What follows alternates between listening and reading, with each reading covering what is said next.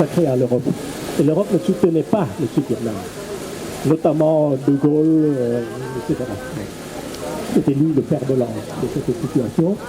Et en même temps, il y a aussi nos amis israéliens qui n'aimeraient pas que les États-Unis envoient de l'argent au Vietnam au lieu de soutenir leur cause. Tout ça pour vous dire que le Vietnam était très isolé. Et que ce n'est pas seulement parce que nous n'avons pas reçu l'aide de nos amis alliés, mais aussi parce qu'au Vietnam, après une période trouble, quand on a renversé le premier président de la Première République, il y avait une période trouble, et il faut être lucide, il faut reconnaître ses erreurs pour pouvoir progresser. Il y avait la corruption au Vietnam. Mais, à côté de ça, il y a l'armée du Sud-Vietnam, avec des soldats qui sont vaillants et qui ont combattu jusqu'à la dernière minute. Il y avait le peuple vietnamien qui était pris en otage par tout ce contexte politique. Et on arrive au deuxième point, c'est l'horreur, c'est la tragédie, qui est arrivée le 30 avril, qui a commencé un mois avant avec le massacre de le route, qu'on appelle le route de l'horreur. Et puis, c'était la fuite, le 30 avril, la fuite vers l'océan. L'océan Pacifique est considéré comme le cimetière maritime le plus grand cimetière maritime de la planète. On a estimé à environ 2 millions de morts, 2 millions, on estime. Et quand les communistes ont pris le Sud-Vietnam, c'était la vengeance, c'était le camp de rééducation, 600 000 prisonniers politiques. Certains sont sortis quelques années après, d'autres 10 ans après. Souvent, ils sortent pour rentrer mourir chez eux. Ils reviendront, parce que les communistes ne veulent pas de statistiques disant qu'il y a des morts dans leur camp.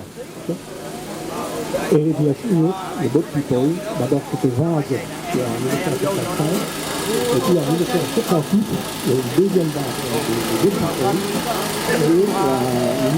et l'ONU a reconnu le problème. Et à Genève, il y a eu une réunion à Genève, et plusieurs pays se sont portés pour accueillir les réfugiés. Une vingtaine de pays. Et la Belgique a reçu, a accueilli 2 000 réfugiés.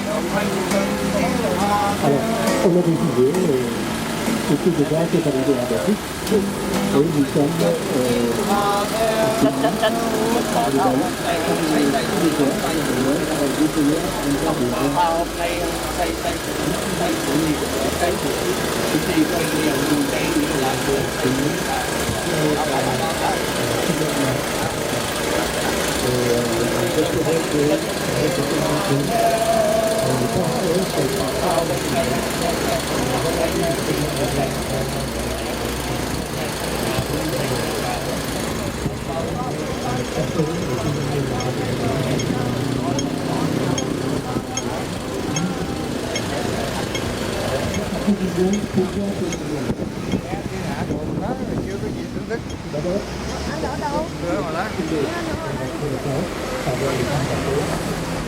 deuxièmement, exprimer notre soutien à notre peuple, et troisièmement, prendre notre part de responsabilité dans la lutte de notre pays, qui consiste en fait pour les exilés comme nous, qui a obtenu des Belges qui soutiennent notre action. Et vous êtes là aujourd'hui, merci beaucoup. Merci.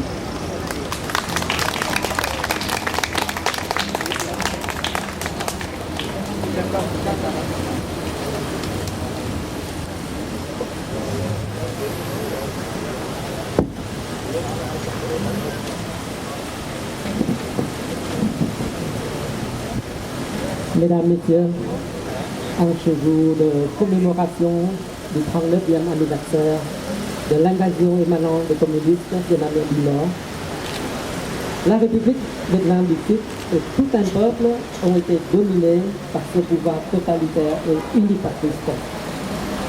Notre communauté des réfugiés vietnamiens de Belgique sont très touchés et honorés en même temps par votre présence.